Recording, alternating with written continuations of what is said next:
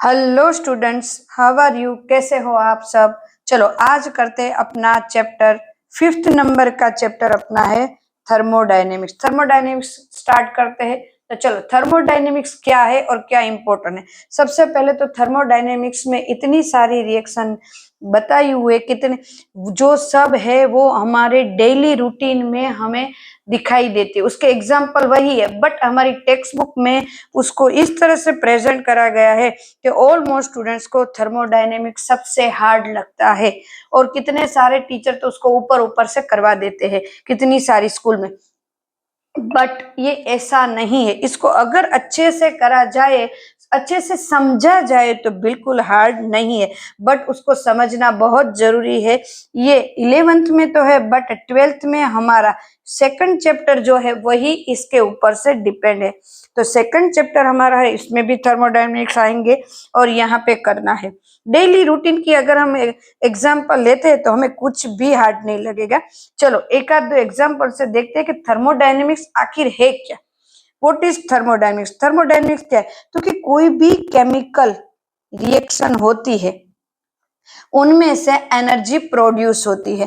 तो एनर्जी होती है वो अलग अलग टाइप की होगी, डिफरेंट टाइप की एनर्जी होगी। कभी उनमें से हीट एनर्जी दिखाई देगी, हीट बराबर हीट एनर्जी दिखाई देगी, कभी उसमें से इलेक्ट्रिक एनर्जी दिखाई देगी। तो और भी कितनी सारी है, हीट इलेक्ट्रिक हमें यहाँ पे आती है, बहुत ही सारी एनर्जी होती है, बट यहाँ पे हम इन दोनों को ही रिएक्ट करेंगे। क्लियर है? केमिकल रिएक्शन से हम केमिकल रिएक्शन जो होगी उनमें से एनर्जी रिलीज होगी, हीट एनर्जी, इलेक्ट्रिकल एनर्जी। ये दो एनर्जी हम अभी देख लेते हैं कि कितनी सारी एनर्जी दिखाई देती है। बट हीट एनर्जी भी कैसी होगी? Light type. हीट एनर्जी में से लाइट एनर्जी, यहाँ पे भी लाइट एनर्जी दिखाई दे सकती है इलेक्ट्रिकल एनर्जी में से। तो इसको यहाँ पे हमें स्टडी करना है। तो स्टडी में हम एक आध एग्जांपल लेते हैं। लाइक दिस, मैं मीथेन की बात करूं तो CH4 को जब हम हीट करते हैं, CH4 को जब हम हीट करते हैं तो उसमें से CO2 प्लस H2O रिलीज होता है एंड एनर्जी मिलती है। तो यहाँ पे एनर्जी मिली। तो ऐसी तो बहुत सारी रिएक्शन है, इसमें हम थर्मोडायनेमिक्स में हम देखेंगे कि थर्मोडायनेमिक्स में अलग अलग डिफरेंट टाइप की एनर्जी को हमें स्टडी करना है। बट माइक्रोस्कोपिकली कि कितनी, अब देखो और क्या स्टडी करना है। तो कि मान लो कोई रिएक्शन हो रही है, उसमें हमने टेम्परेचर कांस्टेंट रखा तो रिएक्शन किस तरह से होगी, एनर्जी कैसे। अगर मैंने वॉल्यूम ही कांस्टेंट रखा तो किस तरह से एनर्जी हो रिलीज हो, मतलब रिएक्शन होगी। अगर मैंने प्रेशर को कांस्टेंट रखा तो किस तरह से मिलेगी, और इसको मोल को कांस्टेंट रखा तो मतलब 1 by 1 को हम देखेंगे। ऐसा जरूर नहीं कि मैंने अभी बोला तो सबको कांस्टेंट रखा, नहीं। 1 by 1 हमें देखना है कि टेम्परेचर कांस्टेंट रखते हैं तो क्या होगा। 1 by 1 टर्म्स को हम देखेंगे और इसको बहुत अच्छे से हम समझेंगे। बट थर्मोडायनेमिक्स को अच्छी तरह से समझने के लिए उसकी कुछ टर्म को हमें समझना जरूरी है। कौन कौन सी टर्म्स है? तो पहले थे सिस्टम, सिस्टम एंड सराउंडिंग।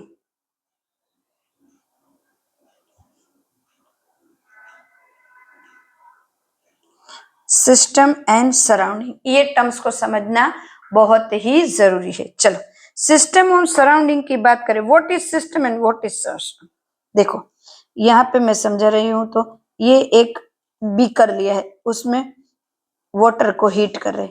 तो जो ये वाटर है और ये जो बाउंड्री है बीकर की, तो इसको अंदर जो ये जो बीकर के अंदर जो है उसको बोलेंगे सिस्टम, और ये पूरा बीकर के बाहर का जो भी है उसको बोलेंगे surrounding.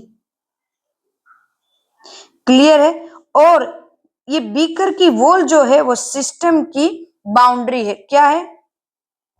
System boundary, boundary. Clear student? System क्या है? तो कि मान लो एक टेस्ट ट्यूब में मैं प्रैक्टिकल कर रही हूँ, टेस्ट ट्यूब में प्रैक्टिकल हो रहा है मेरा, तो टेस्ट ट्यूब के अंदर जो हो रहा है वो system, this is system boundary, and ये बाहर का जो है वो हमारा सराउंडिंग, मतलब यूनिवर्स हमारा क्या हुआ, universe equal to system plus surrounding. Clear students, universe पूरा किस तरह से बनता है, सिस्टम और सराउंडिंग को मिक्स करके यूनिवर्स बनता है। एकदम क्लियर। मान लो हम एक रूम में बैठे, टीचर आपको पढ़ा रहे, तो दिस इज सिस्टम, रूम की वॉल जो है वो उसकी बाउंड्री, सिस्टम की बाउंड्री, और वॉल के बाहर का जो है वो सराउंडिंग है। क्लियर है स्टूडेंट्स, एकदम से क्लियर। तो जहां पे रिएक्शन होती है वो सिस्टम होती है, मतलब रिएक्शन हमारी किस में होगी, सिस्टम में ही होगी। क्लियर। नाउ सिस्टम के टाइप ऑफ सिस्टम, सिस्टम के टाइप कौन कौन से है, चलो 3 टाइप ऑफ सिस्टम हमें पढ़ना है। फर्स्ट, सेकंड एंड थर्ड, बराबर है। सेकंड यहां पे ले लेते, सेकंड एंड थर्ड, तीनों टाइप में देख लेते। चलो ओपन सिस्टम, सेकंड है क्लोज सिस्टम, एंड देन है हमारा थर्ड है आइसोलेटेड सिस्टम।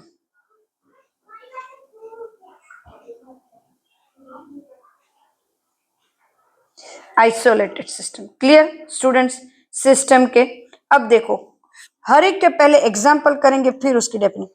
ओपन सिस्टम, एक ओपन वेसल लिया है, या तो बीकर लिया है, इसमें थोड़ा सा वाटर भरा है, उसको मैं नीचे यहां से लैंप रखा है, उससे हीट कर रही हूं, हीट कर रहे हैं उसको। तो ये इसमें से ओपन सिस्टम, वाटर है, वेपर बन के बाहर जा सकता है, और बाहर से मतलब सिस्टम में से सराउंडिंग में, सिस्टम में से सराउंडिंग में मैटर जा सकता है, मैटर एक्सचेंज होगा, और एनर्जी है वो सराउंडिंग में से सिस्टम में जा रही है, जा रही है ना। देखो बाहर एनर्जी है, उसको मैं सिस्टम में ऐड कर रही हूँ, मतलब दे रही हूँ। क्लियर है स्टूडेंट्स एकदम में। सिस्टम में से सराउंडिंग में मैटर जा सकता है, वेपर बन के जाएगा, उसको हीट करेंगे तो, और एनर्जी है वो सराउंडिंग में से सिस्टम में जा रही है, मतलब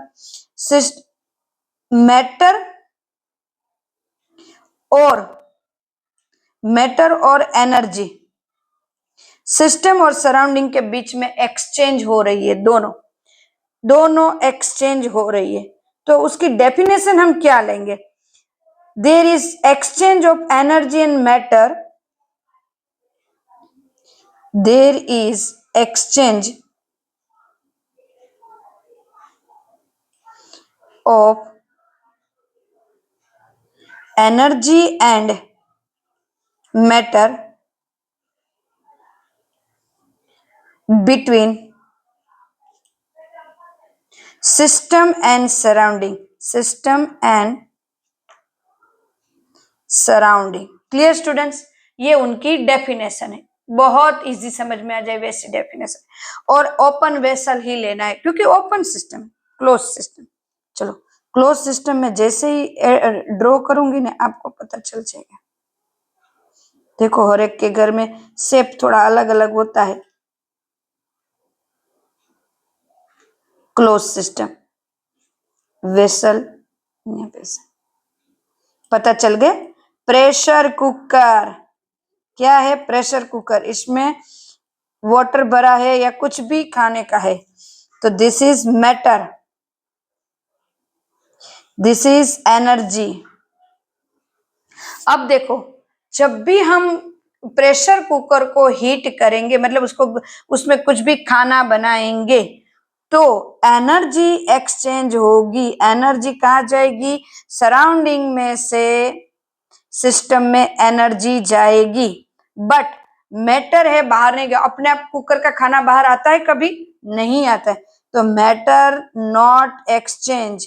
मैं जो बोल रही समझ में आ रहा है, मैटर नॉट एक्सचेंज, मैटर अंदर की अंदर ही रहेगी, मैटर बाहर तरफ नहीं जा रही है मैटर, बट एनर्जी जा रही है। Close system. क्लियर है स्टूडेंट्स? दोनों एक्सचेंज नहीं हो रहे हैं। तो क्या एक्सचेंज है? एनर्जी एक्सचेंज होगी बट मैटर एक्सचेंज नहीं होगा। एनर्जी एक्सचेंज होगी बट मैटर एक्सचेंज नहीं होगा। Now definition is there is no exchange of matter but exchange of energy is possible between system and surrounding। Clear students? दोनों के बीच में ये एक्सचेंज हो रहा है। नाउ एकदम से याद रहेगा एग्जाम्पल हमारा कौन सा है? क्योंकि एग्जाम्पल है प्रेशर कुकर। चलो आइसोलेटेड कुछ ड्रॉ कर रही, उसके ऊपर से आपको पता चल जाएगा।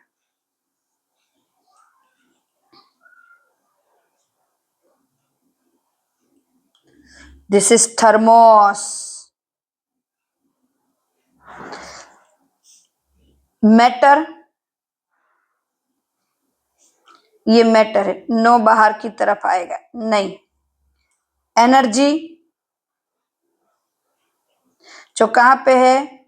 सराउंडिंग में, नहीं अंदर की तरफ जाएगी। क्लियर है? तो यहाँ पे हम जब भी थर्मोस में चाय कॉफी भरते हैं तो वो वैसा का वैसा ही रहता है, गरम का गरम, ठंडा का ठंडा, वैसा ही। ना तो मैटर बाहर आता है, मैटर मीन्स कंपाउंड, कोई भी कंपाउंड जो हमने लिया है वो, ना तो वो मैटर बाहर आता है और ना ही एनर्जी बाहर आ जाती है। Clear students? तो उसका क्या लेंगे? देयर इज, बहुत ही इजी है, there is no exchange of energy or matter between the system and surrounding। मतलब कुछ भी एक्सचेंज नहीं होगा। स्टूडेंट सिस्टम पता चल गए, open system, close system, isolated system, तीनों के अंदर हमने एग्जाम्पल इतने इजी लिए हैं स्टूडेंट्स कि कोई भी एग्जाम्पल आपको हार्ड नहीं लगेगा और ये अच्छे से आप सिस्टम और सराउंडिंग को समझ पाए हैं। मैटर, जो भी मैटर किसको कहेंगे? जो भी कंपाउंड हम ले रहे हैं उसको हम मैटर कहेंगे। क्लियर है? और जो भी कंपाउंड हम ले रहे हैं उसको हम मैटर कहेंगे, और जो भी बाहर से एनर्जी ले रहे हैं उसको हम एनर्जी कहेंगे। तो मैटर और एनर्जी हमें अच्छे से पता होना चाहिए कि क्या मैटर है क्या एनर्जी है, ये तो हमें बिल्कुल पता होना ही चाहिए।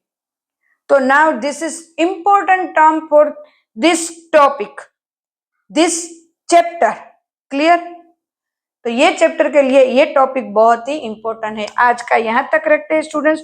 कोई भी डाउट हो, कुछ भी हो, आपको वीडियो कैसा लग रहा है ये भी आप मुझे बताओ एक बार, ताकि मुझे नए वीडियोस जो बनाओ उसमें जो भी चेंजेस करने हैं वो चेंजेस मैं कर पाऊं। क्लियर है स्टूडेंट्स एकदम से? तो चलो आज हम यहाँ तक रखते हैं, कल नए वीडियो के साथ फिर से मिलते हैं। तब तक के लिए बाय, टेक केयर।